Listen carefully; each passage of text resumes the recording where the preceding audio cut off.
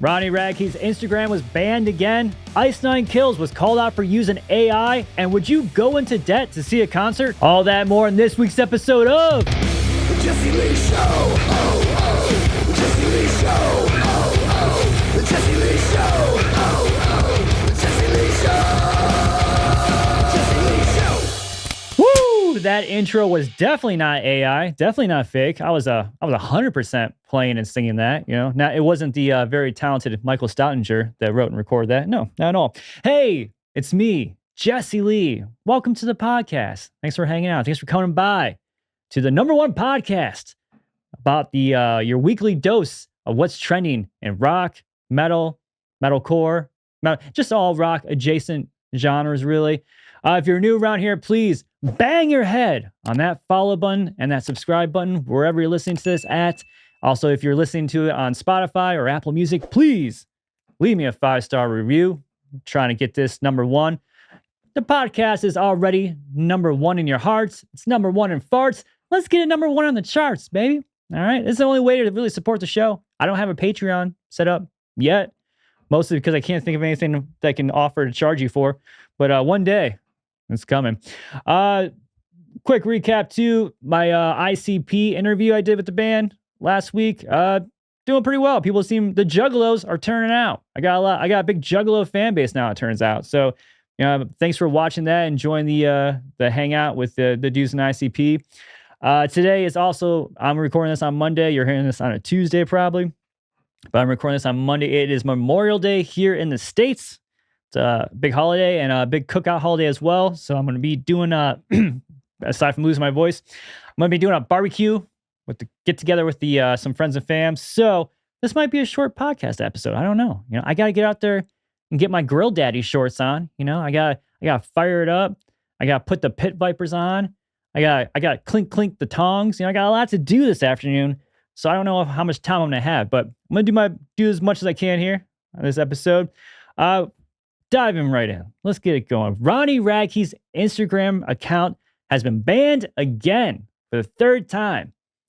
I hate to lead off another podcast episode with a Ronnie Radke story because we just talked about Ronnie Radke last week. I feel like I don't want to, I want to diversify the content. I want to, make sure we're covering a broad range of topics in the music world. But this just happened this morning. I thought it was pretty crazy. Because, at this point, this is his 3rd account that Ronnie Radke has lost on Instagram. So at this point, you can't even, blame someone if they do get catfished by a fake Ronnie Radke. I mean, who can keep up, Like his password manager must be a nightmare. Just a graveyard of pet names with special characters and numbers after him. But he recently changed his profile picture to Chris Motionless of Motionless in White, who he has been trolling for quite a while now. He's got a big beef. Kind of seems like a one-sided beef, really. I haven't seen Chris Motionless even acknowledge it, really, on that side. But Ronnie Radke does not like Chris Motionless, so he changed his profile picture to be a picture of Chris Motionless. And he was also responding to a bunch of haters that had been leaving shitty comments about his new song, God is a Weapon, with Marilyn Manson. And this is kind of like the order of events that usually happens with Ronnie Radke's Instagram. Like, he puts out a song, he gets some mean comments, he responds and just brutally roasts these people and, puts them on blast, puts their handles on blast. And then usually his account gets banned after that. So I'm assuming what happens is he gets reported for bullying or something along those lines, and Instagram takes down his account. But just like the existential dread of anyone that had a MySpace top 8, the Ronnie Radke will, persist. He will go on. He'll make another Instagram account. This won't be the last one. He'll make another one, obviously. It is interesting timing though, because he just dropped that new song, God is a Weapon, with Marilyn Manson. So I'm sure this will hinder a little bit of the promotional efforts on his end. It is odd timing too, dropping that song, because he was already in the news for the story where somebody allegedly catfished Brittany Ferlin, Tommy Lee's wife, with a fake Ronnie Radke Snapchat account. And I've seen a lot of people, say that this was all part of the plan. I've seen, the theory that's floating around now is that Ronnie Radke is actually behind the Snapchat catfish account And this was all a way to, set up a promotion for his new song. And listen, I know Ronnie Radke is a clever marketer, but I don't think he's going to go out and catfish celebrities to promote his new song. I don't think he's gonna break up a marriage just to hype up a new single. I could be wrong, obviously, but I don't think that's what he's doing here. The only way to know for sure is we'll just have to wait and see if he does any more like super villain shit before he drops the next song. If like before he drops the next single, if he's busted trying to rig the NBA finals or gets caught up with a plot to steal the Mona Lisa or something like that, then when he drops a metalcore jam after that, then we might, have some reasons for suspicions to be raised. All right.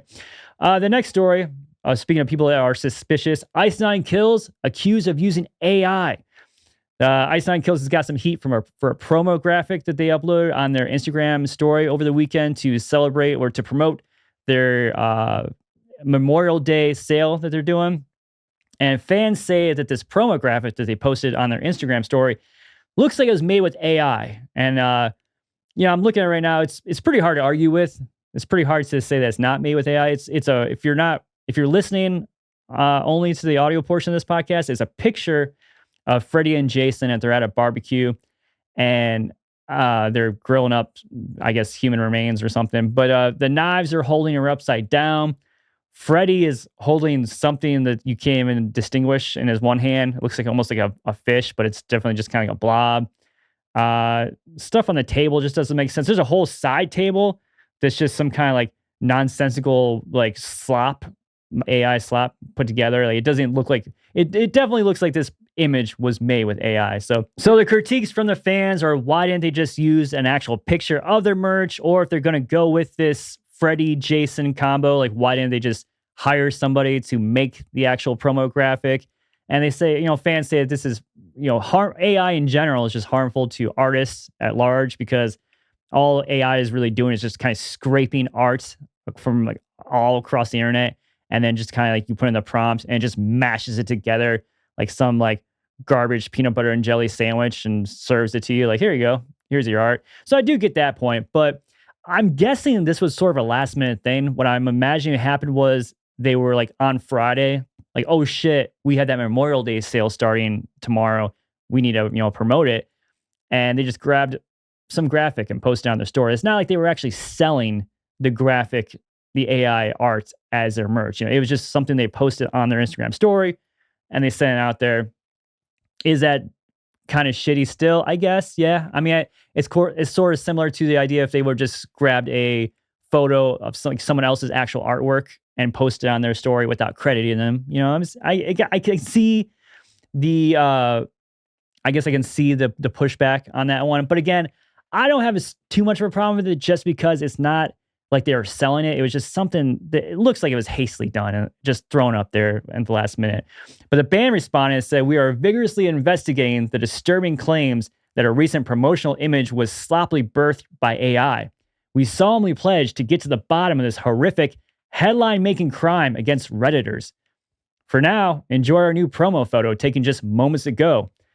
And then they share this photo right here where it's totally not fake, totally not AI. They're just, they've been working out, obviously. They're very jacked. Spencer Charnas, for some reason, looks like John Cena. They all kind of look like John Cena a little bit, but very much like Spencer Charnas. If you're listening to this and can't see it, the joke is here, they actually posted a very AI-looking photo, the promo photo of the band. So yeah, that didn't go over well. A lot of people thought it was funny. A lot of people got a good kick out of it. But obviously, the ones that were already angry about the AI, they did not like it. They're super pissed, and that didn't do anything to ease their tension. A lot of fans are claiming they're going to boycott the band now. Some say if Ice Nine Kills is okay with using AI art, maybe I'll just listen to an AI Ice Nine Kills, which sounds like an awful use of your time to prove a point, but you can do what you got to do. But like I said, I don't think they were using this AI in a way to really cut corners as far as like they weren't selling it. They weren't trying to use it as a way to steal from other artists or anything like that. I think it was just literally a dumb last minute, like, hey, we need a quick Instagram story picture. I don't like, listen, I will tell you, I don't like AI. I don't like, I mean, if the robots are listening, I love AI. AI is great, but I don't really like AI all that much because I'm terrified of it. It will replace me one day. It can easily do this job. I mean, the way you can tell 100% for a fact that this whole podcast wasn't written with AI is because it would be a lot better. Obviously, it'd be a lot funnier if AI had done it. So for now, it's just me doing it. But I know one day it's coming for me. The robots are going to replace me. The Spotify DJ is already coming for my job. You've heard the Spotify DJ. Like, hey, up next, we're going to play a track that you were digging in the summer of 2010. It's like, damn, dude, they know everything about you. They know all your likes, your wants. I've even caught my wife listening to the Spotify DJ sometimes. I'll come in a room and I'll hear that Spotify DJ coming through the speaker. Oh, it hurts. I'd rather catch my wife getting railroaded by, two homies from down the street than catch her listening to the Spotify DJ. Like, oh my God. That's heartbreaking. So I don't agree with AI. I don't agree with using AI to generate art. But I don't have a super big problem with the one instance that Ice Nine Kills did here. Is my 2 cents on that one. Something that I think we can definitely all agree that is cool is the All American Rejects are going crazy viral for playing house shows, pop-up shows in backyards all over the country. I did see this tweet that kind of went viral as well. It said, what's crazy about All American Rejects doing house shows is that it's a completely inhospitable environment for anyone over the age of 26. No millennial boomers allowed to make it cringe. This is how they've managed to capture their hearts of Zoomers. And I saw that post and yeah, funny, but initially I want to be angry about it.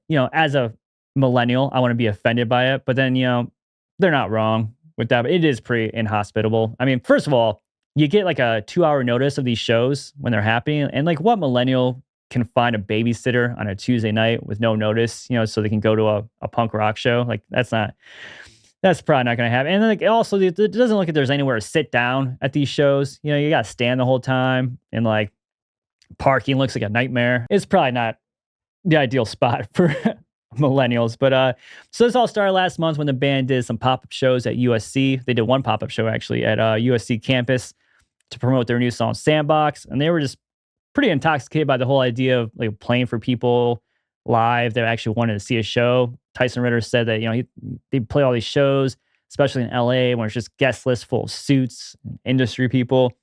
And he just said like, it kind of like reawakened this thing in him. Like, oh my God, like this is what it's all about. This is why we do this, It was a Tyson Rittersance, if you will.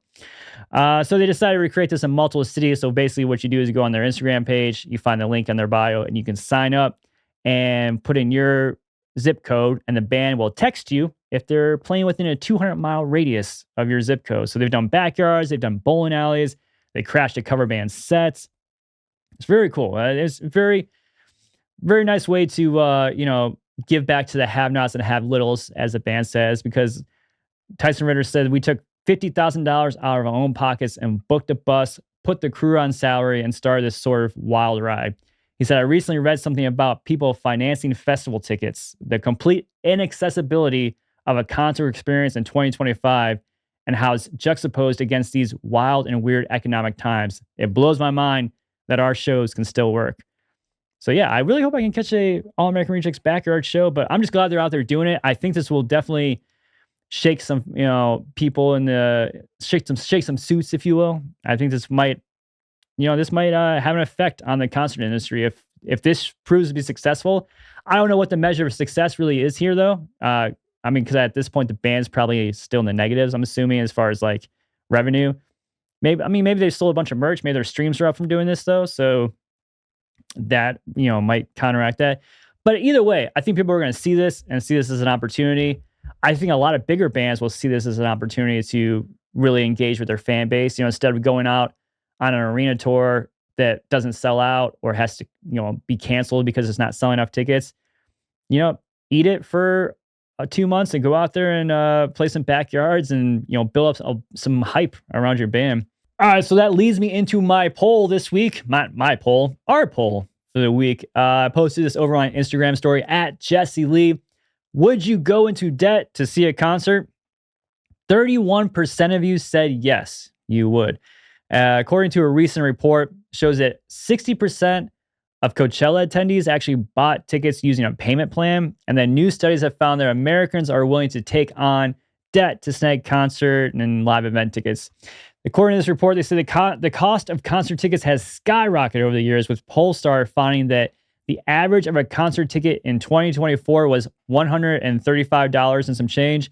These higher costs don't appear to have dissuaded consumers, as Billboard reports that credit card holders spend an average of $300 a month on live events between May 2024 and April 2025. People are down to throw some concert tickets on a credit card and worry about it later. That would suck to end up in collections because you wanted to go see Linkin Park, though, right? I mean, having to consolidate your mosh pit debt would be a bummer, but you got to get out there. You got to see shows. You got to do it some way. People have reported that they are paying for concert tickets instead of paying their medical bills. That's pretty wild. Like, you don't need to see a doctor, you need to see Metallica, obviously. Honestly, it's going to be like going to see underground bands, going to live shows is almost going to be like investment opportunities now. Like going to see these local bands, befriending these local bands so that maybe one day they'll throw you on the guest list. This is just planning for your future. This is just that's just smart economic use of your time, right?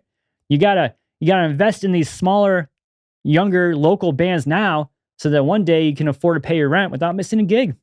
Some new releases I want to talk about. We Came as Romans dropped a new one. Turnstile, Electric Callboy released a new song called Reverie. These are all on my new Music Friday playlist on Spotify if you want to check it out. I Prevail, here's a big one I want to talk about. I Prevail returned with their first new song of this new era without their vocalist Brian Burkheiser, their clean vocalist.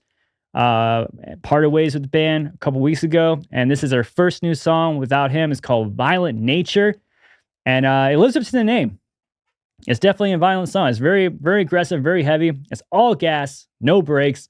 There's no clean singing in it at all. It's all screaming. I posted over on my Instagram and TikTok to see what you guys thought about it. Here, some of the responses I've gotten here are mostly positive here. A lot of 10 out of 10s. A lot of people saying, they went bananas heavy and I love it.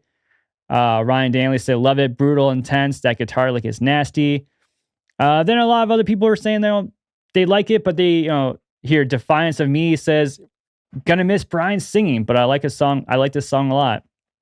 And the real Tony Grizz said, I liked it, but my clean I liked it, but I like my clean vocals, and with how unique I Prevail has been in the past, I hope we get some of the banger goodness clean vocal choruses. So I do kind of agree with what some people are saying. I do like this song a lot. I do love the heaviness of this track, but I also do like some cleans in my music. I don't prefer listening to songs that are complete screaming all the way through. And I know that Eric can sing, and their guitarist Dylan obviously can sing because he's filled in for Brian in live shows in the past. So I know they have the ability to have clean vocals in their music. So I really hope they don't completely deviate from that. I do like some songs that are complete screaming all the way through, mixed in, but I don't want to just listen to that, for 12 tracks or whatever. So I really do hope they throw the cleans in there, and I think they will. I don't think this is a complete change in their sound. I don't think they're completely switching around and going just deathcore. I think this was kind of the first single to prove the point of this is like what we sound like without Brian. This is the new era of the band. We're going to be a little heavier, but I think they're still going to have the clean vocals in there at some point. We'll find out with the next song. If the next song drops and it's all gas, no breaks, just screaming your head off the entire time, then maybe we might know. We might know that that's what we're looking forward to. Either way, I'm going to support the band regardless of what they do as far as like clean vocals, because I do like I Prevail a lot. I like Eric a lot. I think the band's great. And like I said, even without the clean vocals, the song still does kick ass. And I hope that at least they're happy. I hope they're making music that makes them happy. And I can't wait to hear the next track. I'm really excited to see what the next song is, to see if they continue in this direction or if we get those clean vocals in there. Some sad things I want to talk about. I try to keep this podcast super light. Lots of fart jokes, lots of dumb stuff, but some just terrible things hit the music world this past week that we unfortunately do need to at least address. I think it'd be weird to not even talk about it. Dropout King's founder, someone who I consider a friend, Adam Ramey, he unfortunately took his own life this past week.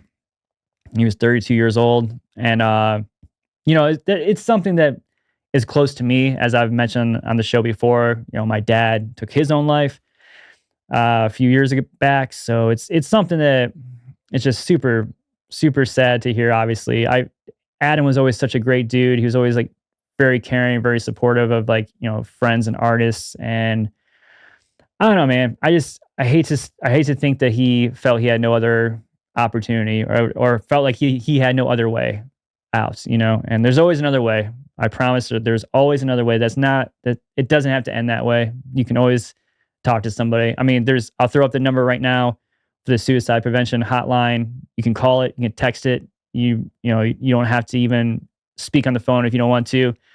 But yeah, I'm not gonna spend too much time on that, but just reach out if you're struggling right now. I promise there's another way around it. Another really sad bit of news: talent agent Dave Shapiro. He unfortunately died in a plane crash. That plane that he was piloting. It was him and 5 other passengers. So it was the Devil Wears Prada's ex-drummer Daniel Williams was on board, and then 2 young Sound Talent Group, which is the agency that he owns. 2 associates with that talent group, 24-year-old Kendall Fortner and 25-year-old Emma Hook. And also Selena Marie Rose Kenyon, a 36-year-old professional photographer. And the final victim was Dominic Christopher Damian, who was a well-respected martial artist in San Diego. So Dave Shapiro is a very, very influential talent agent. He's booked a lot of bands. He was Pierce of Veil's. Pierce of Veil was his first band he ever booked. And from there, he worked with, Sum 41, Beartooth. I mean, just the list goes on and on. So support has been pouring out for Dave Shapiro. It's a tremendous loss for the music industry as a whole. And he affected a lot of people personally as well. So he's going to be very much missed. And of course, the rest of the passengers on board. It's just terribly sad, terribly depressing. I don't want to spend any more time on it. I want to address it because I think it's important, but I think it's just not much more than needs to be said on that matter. So we're gonna move on and send all of our love and wishes to all the good vibes we can to the families. I do have going back to Adam Ramey. I'm gonna include a link to his GoFundMe that his family has set up. I don't know if there's any at this point. I'm not sure if there's any GoFundMes or anything like that set up for the plane crash victims, but I'll look into that before I post this episode. And if there are, I'll link those as well. Well, there's really no way to transition back into dick jokes and Linkin Park news after that, unfortunately. But we will do our best to move forward here. Nik Nocturnal, a well-known YouTuber and music influencer, if you will. He's been on the podcast before. Great dude, certified metalhead. He has decided to take a hiatus from making YouTube content. He posted and said, after creating content for over 11 years, I've decided to take an indefinite break from uploading to focus on some important real life stuff and figure out what's next for me. I said, thank you to everyone who has ever shown support to the channel over the amazing community we've built over the years. Whether you watched one video or stuck with me for a decade, you've been a part of something I'll never forget. This channel changed my life, and so did many of you. For now, I'm stepping away to reconnect with myself and figure out what comes next. So he posted a whole video about this on his YouTube channel. If you want to go watch it and get a more in-depth response from Nik about why he's parting ways. He did also drop a special 2000s metalcore throwback EP. It's got legendary bands on it featuring All That Remains, Darkest Hour, Bury the Dead, or Bury Tomorrow, The Ghost Inside. It's called The Lost Chapters. So if you want to hear, as of now, Nik's last EP, that's up for everyone. So that's gonna be a big bummer. That's a huge loss for the music world, not having Nik around to make content.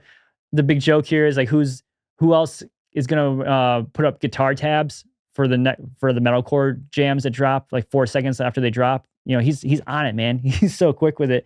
And no, but in all honesty, like Nik's awesome. I love Nik Nocturnal. Like I said, I've had him on the show before.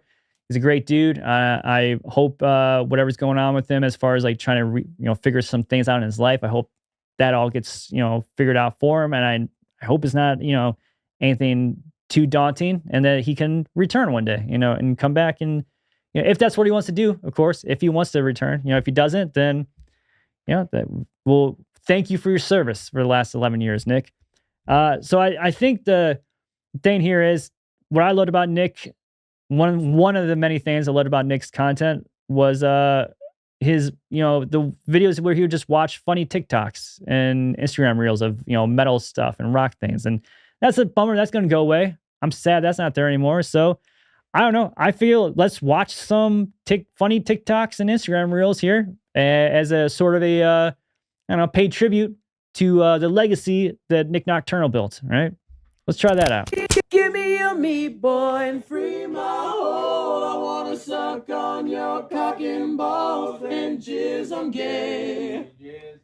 Whoa, give me your meat, boy, and free my hole. I wanna suck on your cock and balls and jizz, I'm gay. I'm gay. I want your jizz, I'm gay. Oh, jizz, I'm gay. Fantastic use of harmony, guys. Oh my goodness. Oh, I love the comments on this one. Boys into men. Backstreet Boys have nothing on Backshot Boys. Come Town is back. This ain't One Direction, it's One Erection. This is acapellas, baby. Boys Inside Men. Unironically, a better Drift Away sample than Dustin Lynch. This is Cockapella. Good stuff. All right, we got one from the homie Kyle Gordon here. To set the stage, he has a new song out. He does parody tracks, and this one is about being a millennial indie singer, and he went on to perform the parody track and then did a full-ass interview in character as a millennial indie singer. So you killed it, but we will never die. Yeah, exactly. Thank you. Yeah, and I do believe that. You do? Yes, actually. I both mean it literally, spiritually, and figuratively as well. So if you believe it, anything's possible. So tell us a little bit more about Cody.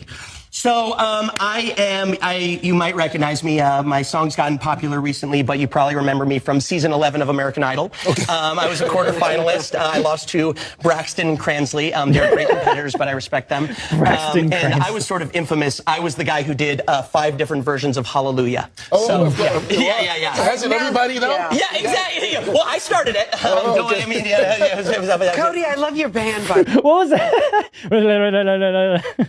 They know no eye contact on show day, but they're really I was professional. about to say they are not paying any attention to us. You remind They know no eye contact on show day. me of the band Fun. Oh, wow. Is that your competition? He jumped up like 7 octaves. Oh, wow. Well, at the time, we were sort of neck and neck. They may have a little more name recognition than me. I feel like we're more melodically sophisticated, but I just respect them as equals and peers. So, grew up in Westchester County. Yep. Living in NYC right now. Yes. Family still here? Yes. Mom and dad? Big time. Yes. They proud? They're watching at home. Mom and Dad, I love you, and I'm so sorry for what I've done throughout my life to you. I'm just wondering, they must be so proud of you now. Yes, thank you, because I'm famous, and I do have a lot of financial security now, so because of those reasons, they're very proud of me. So have you moved out then? Yes, if you can believe it, Kurt. If you can believe it. Because I'm very famous. POV, you're experiencing jazz for the first time. This guy does not look like he's enjoying it. Very confused.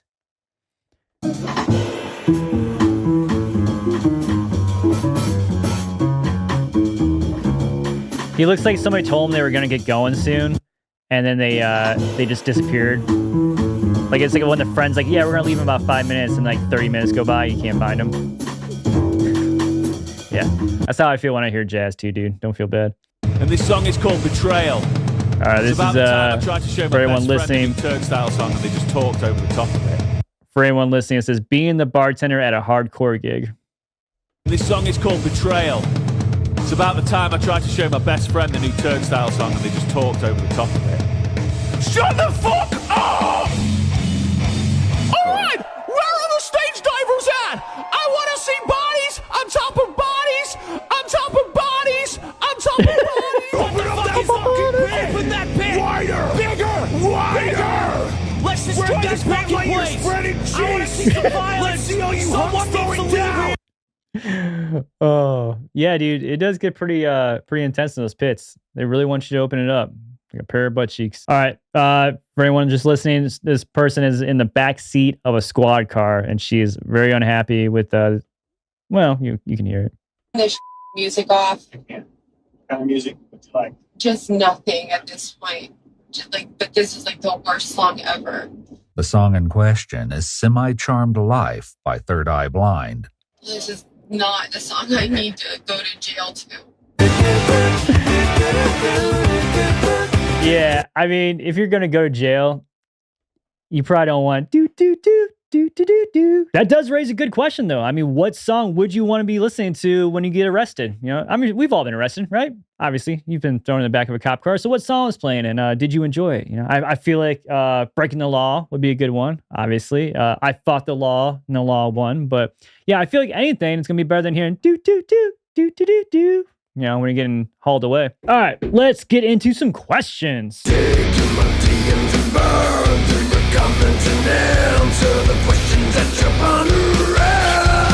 All right, it's your boy Jelly Jar on Instagram said, favorite song about Ohio? Is that even a real question? Come on. Can I choose anything other than Ohio is for Lovers by Hawthorne Heights? I mean, I'm an Ohio boy.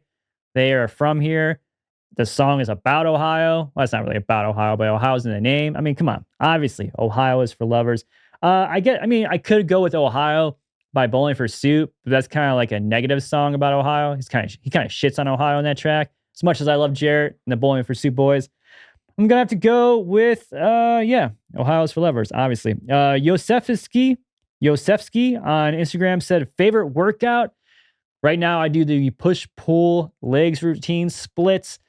I do it 6 days a week. So push-pull legs, rest. And out of that, favorite workout is obviously push day. You know, get that, walk around feeling like a gorilla in the gym. You know, you look pumped up for about 10 seconds out of the day, but it's worth it. You know, yeah, obviously push day.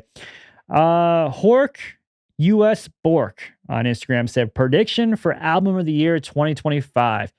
It is far too early to be talking about album of the year, but as of now, as it stands, I have to say Sleep Token, their new album, even in Arcadia. And I'm not even saying that that's my favorite album of the year, because honestly, it's not my favorite album of the year. But right now, as far as what is the most hyped album, the one that everyone's talking about the most, the one that will probably be on every single album of the year list at the very tippy top of it, right now, I'm saying Sleep Token. Now, it's only May, you know, end of May, but only May. So we got about 6 more months, really 4 to 5, because no one's really releasing stuff at end of November and December. But we got a few months left before the end of the year predictions really need to be made.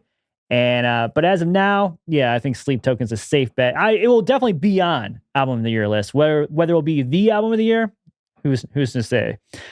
My Dory in Chains on Instagram said, do you shave your head on purpose or do you not have any hair? Not bullying, just curious. Well, yeah, I don't feel like that was a bullying statement at all.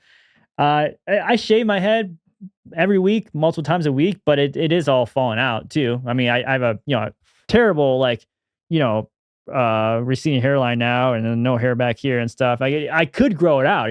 It would not look good. But yeah, I do shave it. It is funny, dude. Anytime because this was a response to a photo I had of me where you could see like that I was bald, like I had my hat like adjusted differently. And it is just funny. Like anytime I don't wear a hat in a video or a photo, it's all people can talk about. Like I get it. I have a shockingly attractive dome. I get it. The way the sun and the light just bounces off my white skull, it's very intoxicating. I get it. But man, people cannot talk about anything else. They can't leave any other comments, it seems like. Nick_Holland44 said, why didn't you post your interview with the Pickle at Sonic Temple? Yeah, I did. I interviewed a lot of people, a lot of fans at Sonic Temple. And one of them was dressed up as a pickle. I think is this him actually? What's this person's name? Nick Holland? Yeah, Pickle Nick. Is this you? Pickle Nick? He said his name was Pickle Nick, I think. It's coming, Pickle Nick, if you're asking. That's what she said. I have a lot of footage from Sonic Temple that I need to get through. I still need a couple more interviews I did with bands. I have an interview with Chevelle. Not Chevelle. Sorry. Get all my butt rock bands mixed up. No, I have a band or interview with Hoobastank that's going to be dropping next week. And I have interviews with Filter. And I have a lot of content to get through. And but yeah, I'm still trying to comb through it all. It will be posted at some point this summer. Fingers crossed. But I'm sorry, Pickle Nick, that I have not been diligently working on it hard, fast, and quick enough for you, Pickle Man. All right, I'm getting it though. I'm getting to it. All right, that's gonna be the last question for this week. Like I said, I gotta get out there and get grilling, baby. Actually, I feel like this episode probably lasted way longer than I planned on it, but hey, here we are. If you have a question for next week's episode, go ahead and drop it in the comments section. Not just on YouTube, there's also a comment section on Spotify as well, if you're listening and watching there. And also be sure to, while you're doing that, bang your head on that follow button and that subscribe button. Leave that 5-star rating. You can find me at Jesse Lee on TikTok and Instagram, at Jesse Lee Show on X. And anything else? I don't know. Try to send a smoke signal, maybe. I'll find it. I'll find you. All right. Above all else, though, be sure to share this episode with somebody that doesn't suck. Okay. Take it easy now, and bye-bye. The Jesse Lee Show. Oh, oh. The Jesse Lee Show. Oh, oh. The Jesse Lee Show.